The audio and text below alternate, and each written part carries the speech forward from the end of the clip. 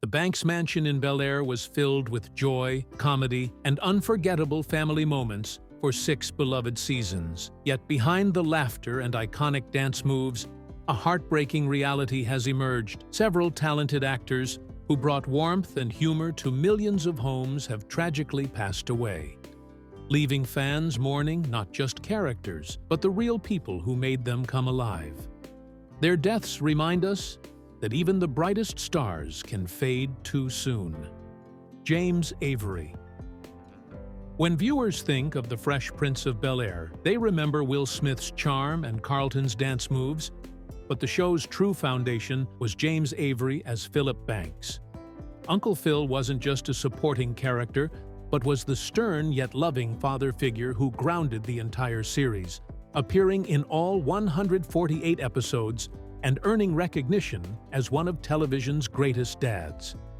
Avery wanted to portray an Uncle Phil that everybody wishes was their uncle, and felt it was important to show African Americans striving for success on television. His portrayal of the wealthy lawyer who became a judge created a character that millions of viewers saw as their ideal father figure. James Avery was born on November 27, 1945, in Pughesville, Virginia, to a single mother named Florence. His father denied paternity and wasn't listed on his birth certificate, so Florence later moved teenage James to Atlantic City, New Jersey. After high school, Avery joined the U.S. Navy and served in the Vietnam War from 1968 to 1969. He later said his military experience was an important part of getting him to grow up. When his service ended, Avery moved to San Diego, California, where he began writing poetry and television scripts for PBS. He won an Emmy for production during his time there and earned a scholarship to UC San Diego, where he graduated in 1976 with a Bachelor of Arts degree in drama and literature. Avery began his acting career in the 1980s with appearances on shows like Hill Street Blues, the Showtime sitcom Brothers, Amen, and L.A. Law. But his most famous voice work came as Shredder in the original Teenage Mutant Ninja Turtles cartoon series, which ran from 1987 to 1996. With his deep, commanding voice, Avery frequently played judges, professors, and doctors throughout his career.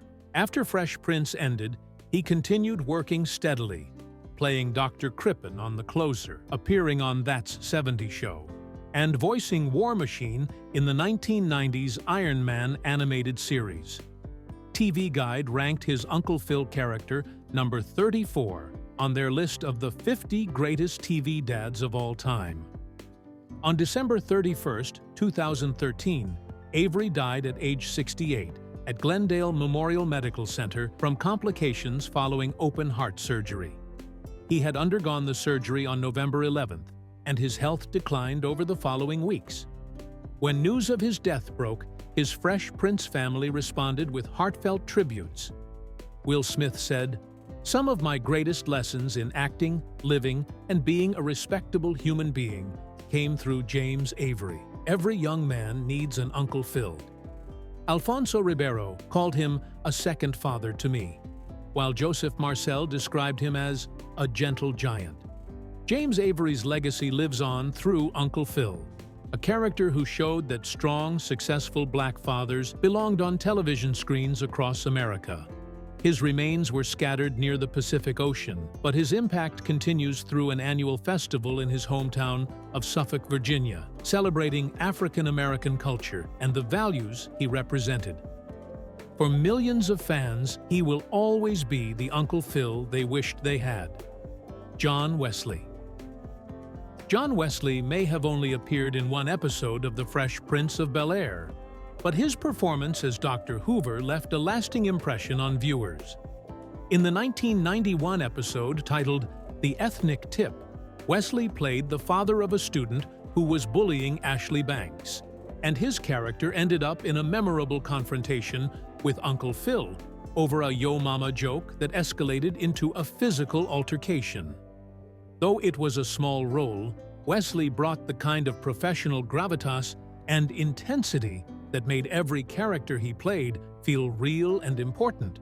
which is exactly what made him such a respected character actor throughout his career. Born John Wesley Houston on August 3, 1947, in Lake Charles, Louisiana, Wesley grew up in the South before serving his country in the United States Army during the Vietnam War. After being honorably discharged, he pursued his education with dedication, earning a Bachelor of Arts degree in Political Science from the University of San Diego and later a Master of Fine Arts degree from the University of California, San Diego. His first credited film role came in 1968 when he played a police officer in the Clint Eastwood western Hang 'em High, but his passion for the craft led him to study acting formally and build his skills over decades. Throughout his expansive career, Wesley accumulated more than 100 film and television credits, working alongside major stars including Denzel Washington, Barbra Streisand, Morgan Freeman, Tim Burton, and James Earl Jones. He was particularly well known for playing Mr. Jim on the sitcom Martin for 3 seasons and appeared as Principal Pratchett on Superhuman Samurai Cyber Squad.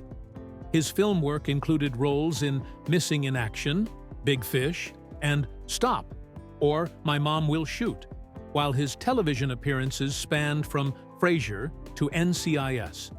Wesley was also an accomplished stage actor, performing in productions at the Old Globe Theatre and Mark Taper Forum. On September 8, 2019, Wesley died at Cedars-Sinai Hospital in Los Angeles after a long battle with multiple myeloma, a type of cancer that forms in blood plasma cells. He was 72 years old. His manager, Jerry Pass, said, "John Wesley was a gift to the world, for his kindness and grace are immortalized in his works of theater, TV, and film." Wesley was survived by his wife, Jenny Houston, daughters Kimiko and Kinshasa, stepson Kyler, and 7 grandchildren. John Wesley represented the best of character acting, bringing dignity and professionalism to every role regardless of its size.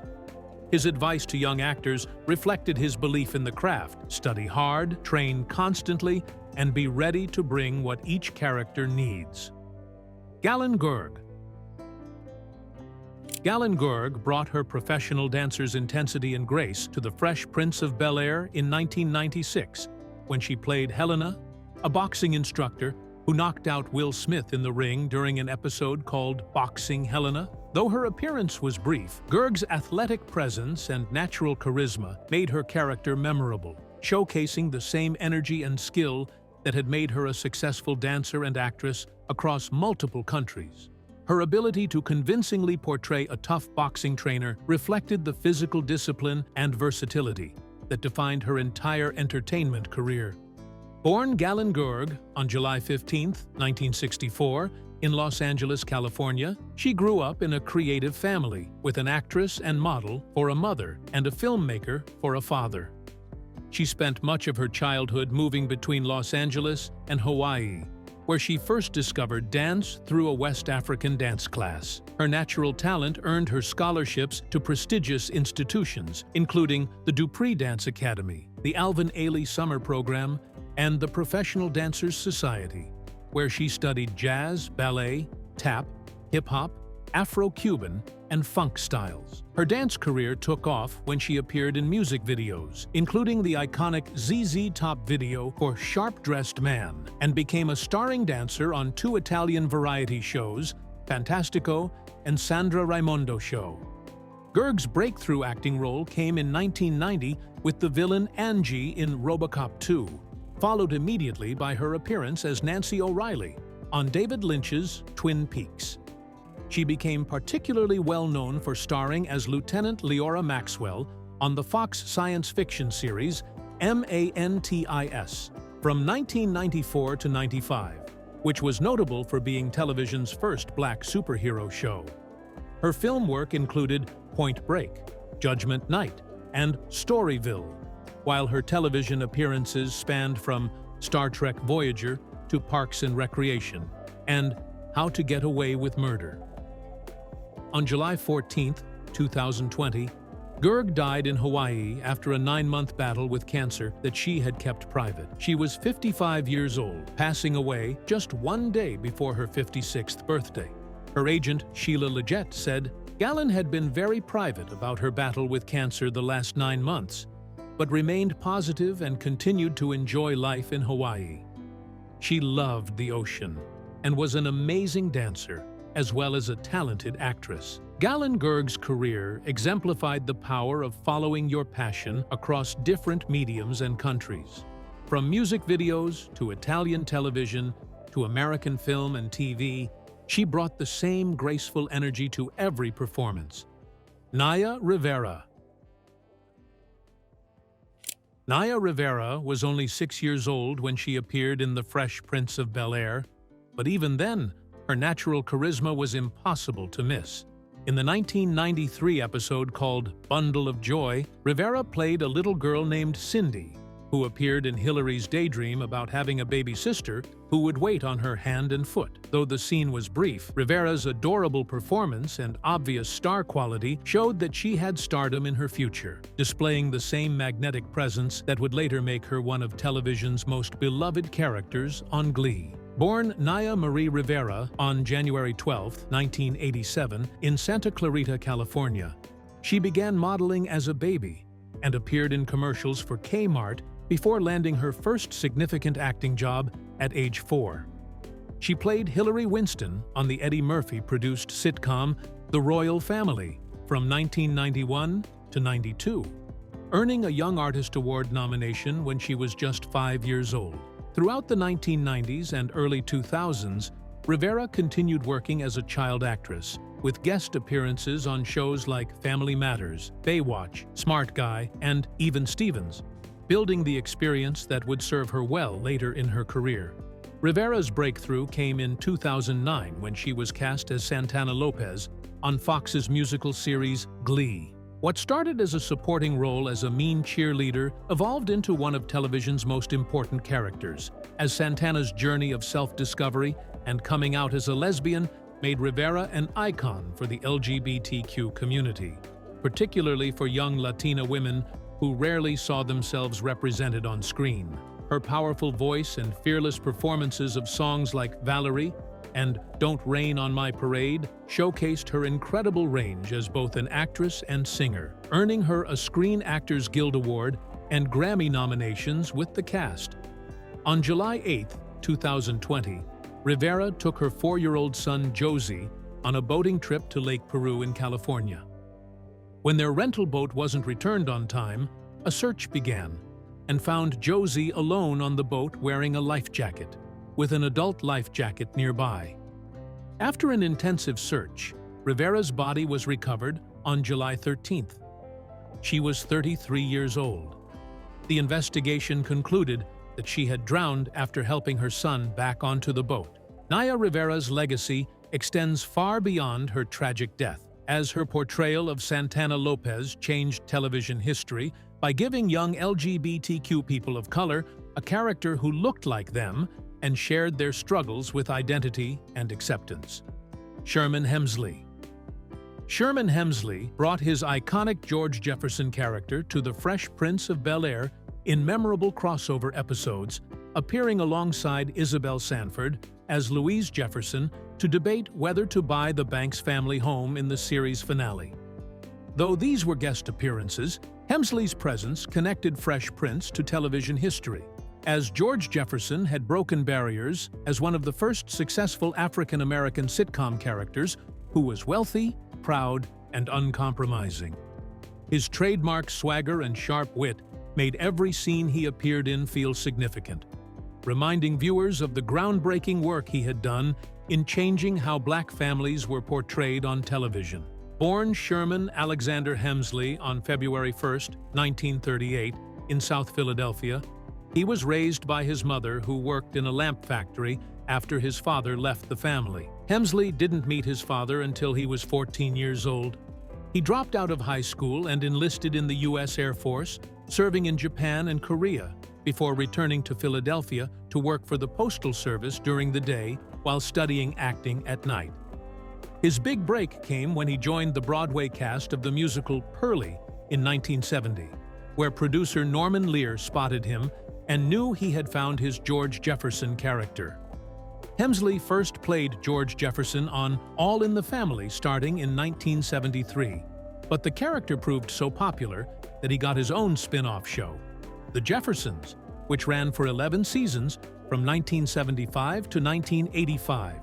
The show was groundbreaking for featuring a successful black family dealing with wealth and social issues, with George's famous catchphrase about moving on up becoming part of American culture. After The Jeffersons ended, Hemsley continued working steadily, starring as Deacon Ernest Fry on Amen for 5 seasons and providing the voice of the boss character on the puppet series Dinosaurs. On July 24, 2012, Hemsley died at his home in El Paso, Texas, at age 74 from superior vena cava syndrome, a complication associated with lung cancer. He had been battling a malignant mass in his lungs that required chemotherapy and radiation treatment.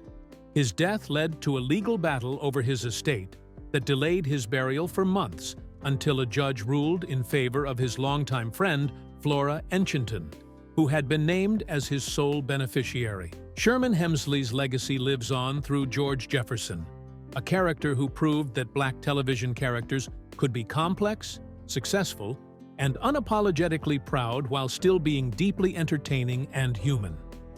Virginia Capers.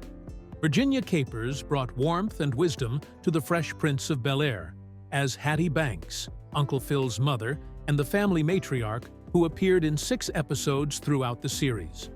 Her character served as the grounding force who reminded Phil of his humble roots and helped bridge the gap between Will's street-smart attitude and the Banks family's upper-class lifestyle. Capers portrayed Hattie with such natural maternal authority that she felt like everyone's grandmother, bringing decades of stage and screen experience to create a character who was both loving and firm. Someone who could put anyone in their place with just a look or a few well-chosen words. Born Eliza Virginia Capers on September 22, 1925, in Sumter, South Carolina, she pursued her education at Howard University in Washington, D.C., before studying voice at the prestigious Juilliard School in New York City. She began her professional career in the 1950s, first working with band leader Abe Lyman on his radio program and tours, then making her mark on the Yiddish stage before transitioning to Broadway. Her Broadway debut came in 1957, when she replaced Adelaide Hall in the musical Jamaica, playing Grandma Obia, and she later appeared in Saratoga in 1959. The defining moment of Capers' career came in 1974, when she won the Tony Award for Best Lead Actress in a musical for her performance as Lena Younger in Raisin, the musical adaptation of Lorraine Hansberry's A Raisin in the Sun. The New York Times called her a vast and loving Gibraltar of a woman, and her powerful portrayal of the family matriarch established her as one of the premier African-American actresses of her generation. Throughout her career, she appeared in nearly 50 films, including Lady Sings the Blues, Ferris Bueller's Day Off, and What's Love Got to Do with It, while also founding the Lafayette Players West, a theater company providing opportunities for African-American performers. On May 6, 2004, Capers died from complications of pneumonia at age 78 in Los Angeles. Just 2 weeks before her death, she had been in rehearsal for a tribute to actress Juanita Moore, showing her dedication to her craft until the very end. She was survived by her son Glenn and her brother, having never married but devoting herself to her career and helping other performers. A Virginia Capers legacy lives on through her groundbreaking work on Broadway and her memorable television appearances, where she consistently brought dignity and depth to maternal roles while fighting against stereotypes throughout her career. Zsa Zsa Gabor brought her legendary glamour and wit to the Fresh Prince of Bel-Air in 1991, when she played Sonia L'Amour, a famous actress and neighbor of the Banks family in the episode Hi-Ho Silver. Her appearance was perfectly suited to her real-life persona as Hollywood royalty, and she delivered her lines with the same charm and European flair that had made her a household name for decades. The episode even included a reference to her infamous 1989 incident when she slapped a police officer, showing that Gabor was willing to laugh at herself and her celebrity status, which made her guest spot both entertaining and memorable for fans. Born Sari Gabor on February 6, 1917, in Budapest, Hungary, she grew up in a wealthy family as the middle daughter of Vilmos, a soldier, and Jolie Gabor, who had grand social ambitions for her three daughters. After attending boarding school in Switzerland, Gabor was discovered by operatic tenor Richard Tauber, who invited her to sing in his operetta The Singing Dream in Vienna when she was just 17 years old.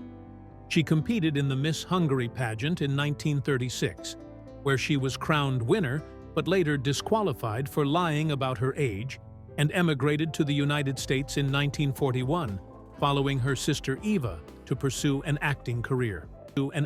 Gabor made her film debut in 1952 with Lovely to Look At, and went on to appear in notable films including Moulin Rouge, Lily, and Touch of Evil. But her movie career was overshadowed by her celebrity lifestyle and her famous catchphrase of calling everyone darling in her thick Hungarian accent. She became better known for her 9 marriages, including to hotel magnate Conrad Hilton, her extravagant lifestyle, and her frequent appearances on television talk shows and game shows where she displayed quick wit and self-deprecating humor. Her persona became so iconic that film historian Neil Gabler called her type of fame the Zaza factor, essentially creating the template for modern celebrity culture. On December 18, 2016, Gabor died of heart failure at Ronald Reagan UCLA Medical Center at age 99, just 2 months before what would have been her 100th birthday. She had been in declining health for years following a 2002 car accident that left her partially paralyzed and confined to a wheelchair, and she had suffered from dementia in her final years.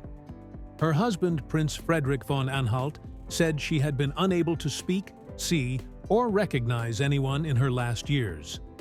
Zaza Gabor's legacy extends far beyond her acting career, as she essentially invented the concept of being famous for being famous and paved the way for today's celebrity culture through her glamorous lifestyle and magnetic personality. Macon McCalman. Macon McCalman appeared in 2 episodes of The Fresh Prince of Bel-Air as Dr. Baylor, bringing the same dependable professionalism that had made him a sought-after character actor for 3 decades. In the season 2 episode Ill Will, he played a doctor treating Will during a hospital stay, and his performance demonstrated exactly why casting directors consistently turned to him when they needed someone to portray authority figures with conviction and believability. McCalman had the rare ability to make even small roles feel significant, and his appearances on Fresh Prince showed how veteran character actors could elevate any scene they were in through their craft and experience. Born Willis Macon McCalman on December 30, 1932, in Memphis, Tennessee, he was nicknamed Sonny and grew up with a passion for theater that led him to help establish the Front Street Theater in his hometown. After serving in the U.S. Army during the Korean War, McCalman pursued his acting dreams by moving to New York City, where he began appearing in Broadway productions in the early 1970s. His stage credits included The Playboy of the Western World, An Enemy of the People, Antigone, and The Last of Mrs. Lincoln, which gave him the foundation he needed to transition into film and television work. McCalman made his film debut in the acclaimed 1972 thriller Deliverance, playing Deputy Queen, and went on to accumulate over 100 screen credits throughout his career. His supporting roles in notable films included Smokey and the Bandit, Fried Green Tomatoes, Falling Down, The Falcon and the Snowman, and Doc Hollywood, while his television appearances spanned popular shows like Cheers, Dallas, Three's Company, Murder, She Wrote, and L.A. Law. He often played judges, doctors, and other authoritarian figures, using his natural gravitas to bring depth to characters that could have been simple stereotypes in less capable hands. McCalman retired from acting in 1997 after suffering a heart attack and returned to his beloved Memphis. On November 29, 2005, he died in a Memphis hospital from complications following a series of mini-strokes just 1 month before his 73rd birthday.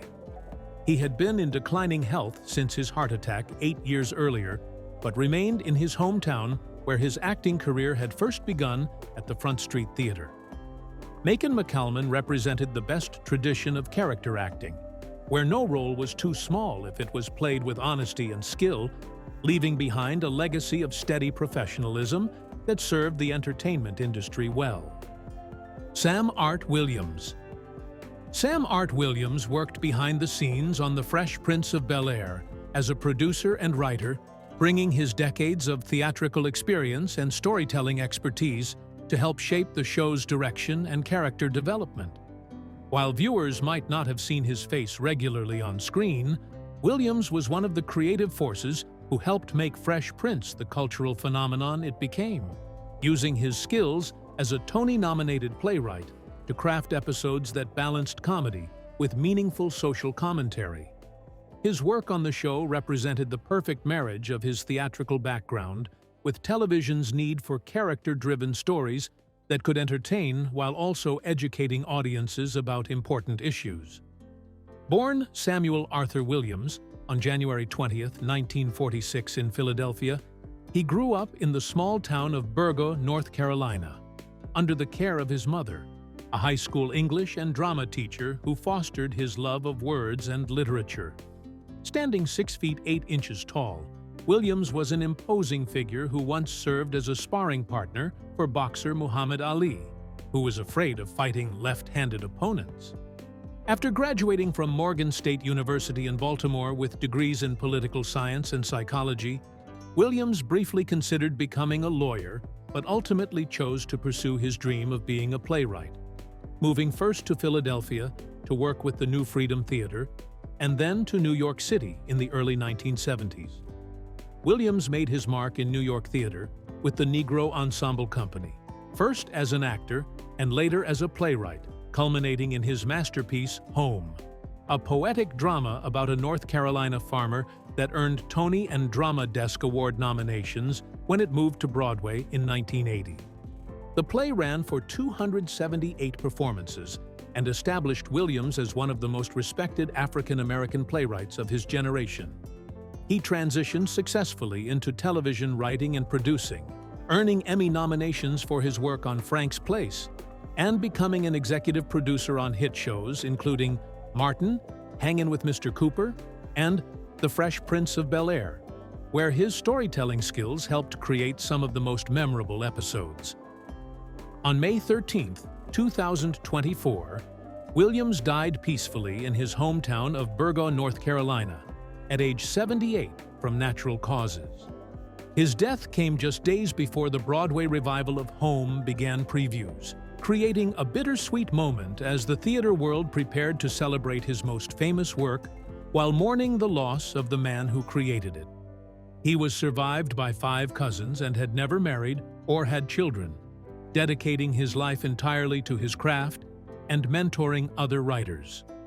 Sam Art Williams left behind a remarkable legacy that spans both theater and television, proving that great storytelling can bridge any medium when it comes from a place of truth and authentic human experience.